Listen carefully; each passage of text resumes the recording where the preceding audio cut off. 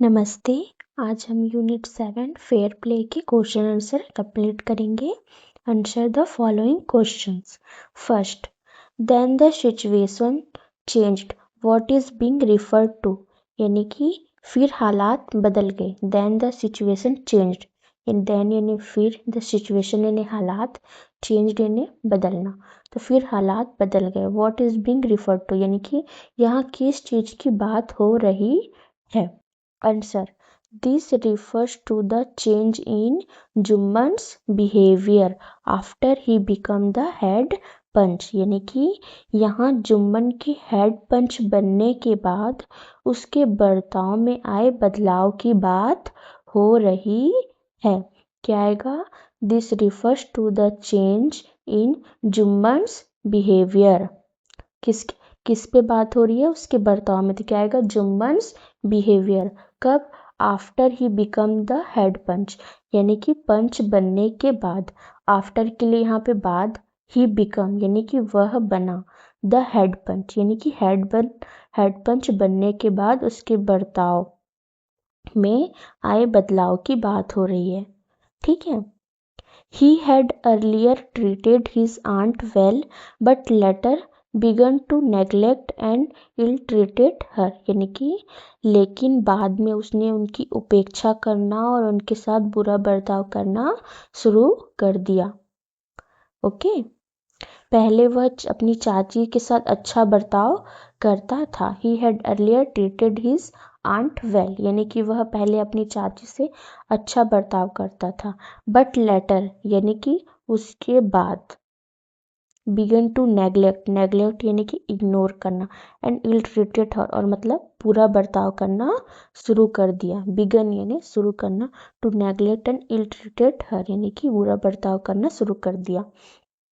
तो क्या आएगा?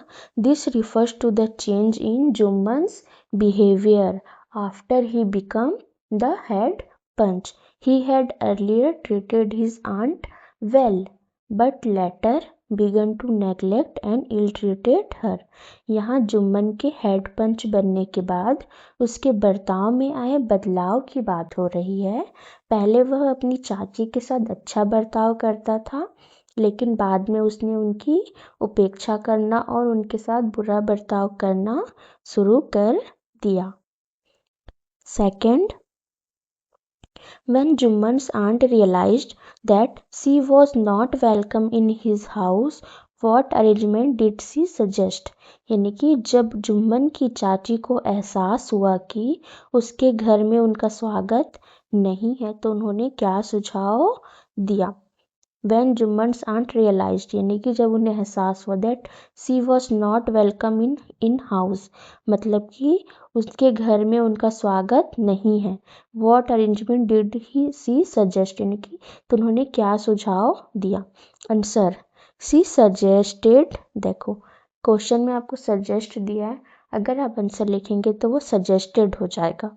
She suggested that Juman should give her a monthly allowance so that she could manage her expenses independently. उन्होंने सुझाव दिया कि जुम्मन उन्हें हर महीने कुछ पैसे दें ताकि वह अपना खर्च खुद उठा सके। सुमन शुड गिव, गिव यानी देना, हर यानी उन्हें, अब मंथली अलाउंस यानी कि हर महीने कुछ पैसे दें। सो यानी ताकि, दैट और दैट यानी यहाँ पे की। She could manage her expenses independently, यानी कि ताकि वह अपना खर्च खुद उठा सके। ठीक है। इंडिपेंडेंटली यानी कि खुद, अपना, इंडिपेंडेंट स्वतंत्र रूप से। Third, what was the villagers' reaction when the aunt explained her case to them? यानी कि जब चाची ने गांव वालों को अपनी बात बताई तो उनकी क्या प्रतिक्रिया थी? What was the villagers' reaction? Villagers यानी गांव वाले का, रिएक्शन यानी प्रतिक्रिया। When the aunt यानी कि जब आंटी ने explained her case यानी कि अपना केस एक्सप्लेन किया, टू देम यानी कि उन्हें, यानी कि जब चाची ने गांव वालों को अपनी बात बताई तो उनकी क्या प्रतिक्रिया थी?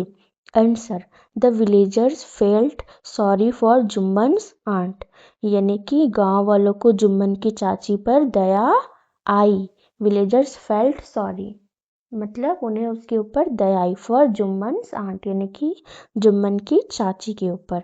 दे agreed that she had been treated unfairly, यानी कि उन्होंने मतलब कि वे मान गए कि उनके साथ गलत हुआ है। दे एग्रीड होना, उन्हें मान गए। That she had been treated unfairly, मतलब उनके साथ बुरा हुआ है या गलत हुआ है।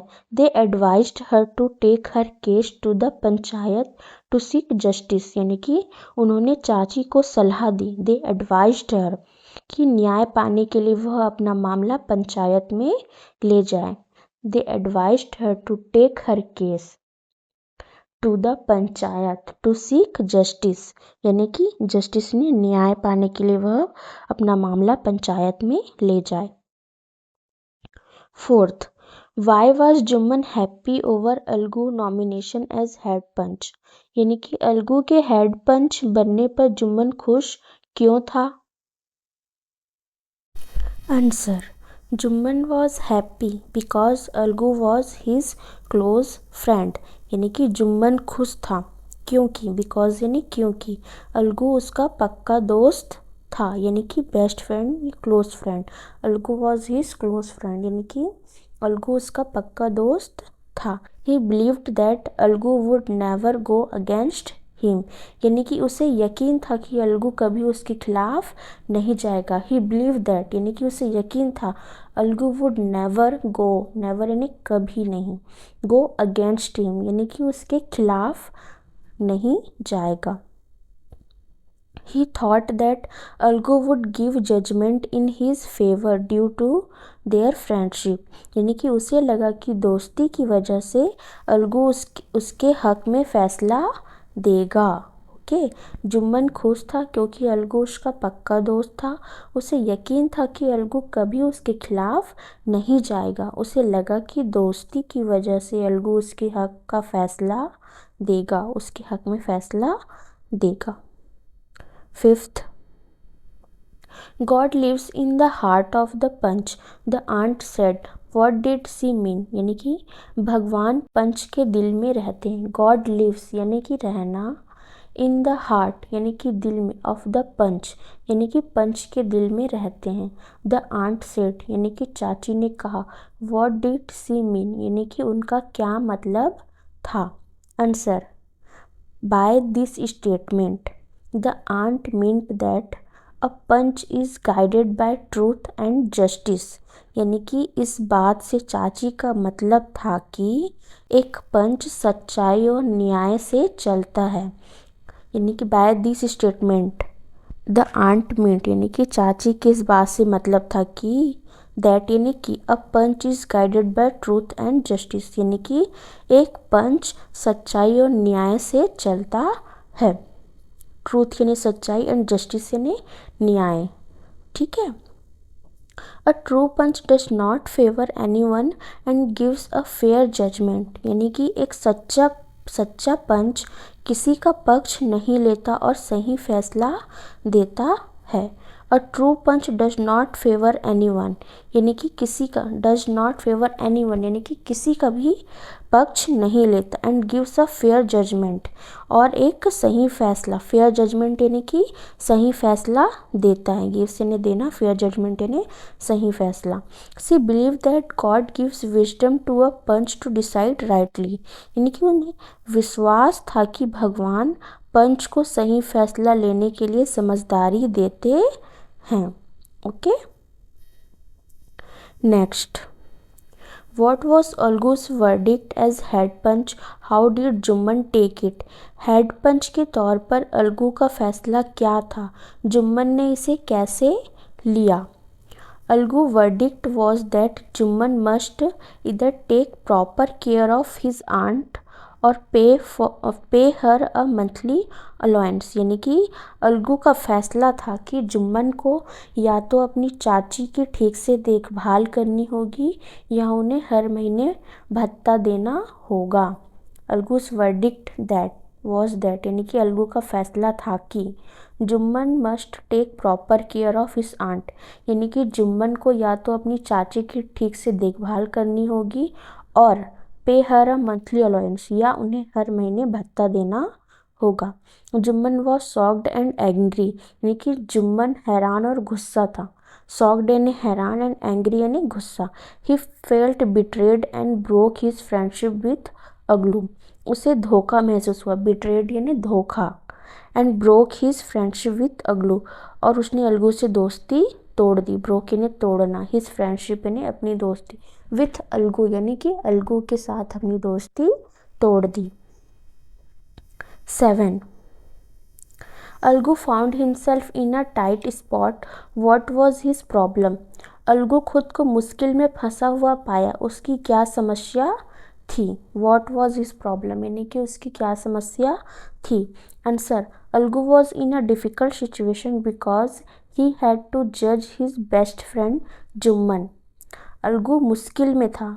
Algu was in a difficult situation यानी कि अलगू मुश्किल में था, बिकॉज यानी क्योंकि, ही हैड टू जज हिज बेस्ट फ्रेंड जुम्मन, क्योंकि उसे अपने अच्छे दोस्त जुम्मन का फैसला करना था। बिकॉज ही हैड टू जज हिज बेस्ट फ्रेंड जुम्मन, यानी कि जुम्मन का फैसला करना था। If he gave a fair judgement he would loss his friend, यानी कि अगर वह सही फैसला करता तो वह अपना दोस्त खो देता। If he gave a fair judgement यानी कि सही फैसला लेता, ही वुड लॉस ने खोना, हिज फ्रेंड यानी कि अपने दोस्त को खो देता। If he favoured Jumman he would be unjust, यानी कि अगर वह जुम्मन का पक्ष लेता तो वह अन्याय करता। अनजस्ट यानी अन्याय। हिज कंसाइंस ट्रबल्ड हिम, उसका जमीर उसे परेशान कर रहा था। कंसाइंस यानी जमीर, ट्रबल्ड हिम यानी कि परेशान कर रहा था। Okay, next 8. Why was Algu upset over Jumman's nomination as head panch, यानी कि जुम्मन के हेड पंच बनने पर अलगू क्यों परेशान था। Algu was upset because Jumman had become his enemy, Algu इसलिए परेशान था क्योंकि, अलगू वॉज अपसेट यानी कि बिकॉज, यानी कि अलगू इसलिए परेशान था क्योंकि Jumman had become his enemy, यानी कि जुम्मन उसका दुश्मन बन गया था। बिकम यानी बनना, हिज एनिमी यानी कि दुश्मन, उसका दुश्मन बन गया था। He feared that Jumman would take revenge and give an unfair judgment against him in Samjhu Sahu's case, यानी कि उसे डर था। ही फेयर्ड दैट यानी कि उसे डर था कि जुम्मन बदला लेगा। Jumman would take revenge, revenge यानी बदला लेना, टेक रिवेंज यानी कि उसे डर था कि जुम्मन बदला लेगा। And give an unfair judgement यानी कि अगेंस्ट हिम इन समझू साहू केस, और समझू साहू के मामले में उसके खिलाफ गलत फैसला देगा। ओके, अलगू इसलिए परेशान था क्योंकि जुम्मन उसका दुश्मन बन गया था और उसे डर था कि जुम्मन बदला लेगा और समझू साहू के मामले में उसके खिलाफ गलत फैसला देगा। 9th. What was जुम्मन्स verdict as head punch? How did Algu take it? यानी कि हेड पंच के तौर पर जुम्मन का फैसला क्या था, अलगू ने इसे कैसे लिया। Jumman gave a fair verdict in favor of Algu and ordered समझू Sahu to pay the money. Algu was surprised and deeply touched. He realized the importance of justice and felt sorry for doubting Jumman, यानी कि जुम्मन ने अलगू के हक में सही फैसला सुनाया। Jumman gave a fair verdict in favour of Algu, यानी कि अलगू के हक में सही फैसला सुनाया। एंड यानी कि और, ऑर्डर्ड समझू साहू टू पे द मनी, और समझू साहू को पैसे देने का आदेश दिया। ऑर्डर्ड यानी कि आदेश देना, समझू साहू टू पे द मनी यानी कि पैसे देने के लिए। अलगू वॉज सरप्राइज्ड यानी कि अलगू हैरान था। सरप्राइज्ड यानी हैरान। एंड डीपली टच्ड यानी कि और बहुत भावुक हो गया। डीपली टच्ड यानी कि भावुक होना बहुत। ही रियलाइज्ड यानी कि उसे एहसास हुआ। द इम्पोर्टेंस ऑफ जस्टिस यानी कि उसे इंसाफ की अहमियत समझ में आई। इम्पोर्टेंस ऑफ जस्टिस यानी कि इंसाफ क्या कहना चाहिए, इंसाफ की अहमियत। And felt sorry for doubting Jumman, यानी कि और जुम्मन पर शक करने के लिए उसे बुरा लगा। एंड फेल्ट सॉरी यानी कि उसे बुरा लगा अपने दोस्त पर डाउट करने पर, for doubting Jumman. Okay, next 10th, which of the following sums up the story best, give a reason. इनमें से कौन सी बात कहानी को सबसे अच्छे से बताती है, कारण बताइए। मैंने डायरेक्ट आंसर लिख दिया है, आपको बुक में ऑप्शन दिख जाएंगे। तो सही आंसर है second, let no one deviate from the path of justice and truth for friendship और एनमिटी, यानी कि दोस्ती या दुश्मनी के लिए कोई भी न्याय और सच्चाई के रास्ते से ना भटके। और रीज़न क्या है, the story shows that justice is above friendship and personal feelings, both Algu and Jumman learn that truth and fairness must always come first, यानी कि कहानी दिखाती है, द स्टोरी शोज यानी कि कहानी दिखाती है, शोज दैट दिखाती है कि न्याय दोस्ती और निजी भावनाओं से ऊपर होता है, जस्टिस इज अबव यानी ऊपर, फ्रेंडशिप एंड पर्सनल फीलिंग्स यानी कि दोस्ती और निजी भावनाओं से, पर्सनल फीलिंग्स यानी कि निजी भावनाओं से ऊपर होती है। अलगू और जुम्मन दोनों सीखते हैं कि सच्चाई और निष्पक्षता हमेशा सबसे पहले आनी चाहिए। बोथ यानी दोनों, अलगू एंड जुम्मन लर्न यानी सीखना, दैट इन की ट्रूथ एंड फेयरनेस यानी कि सच्चाई और निष्पक्षता मस्ट ऑलवेज कम फर्स्ट यानी कि हमेशा, ऑलवेज ने हमेशा कम फर्स्ट यानी कि पहले आनी चाहिए। ओके।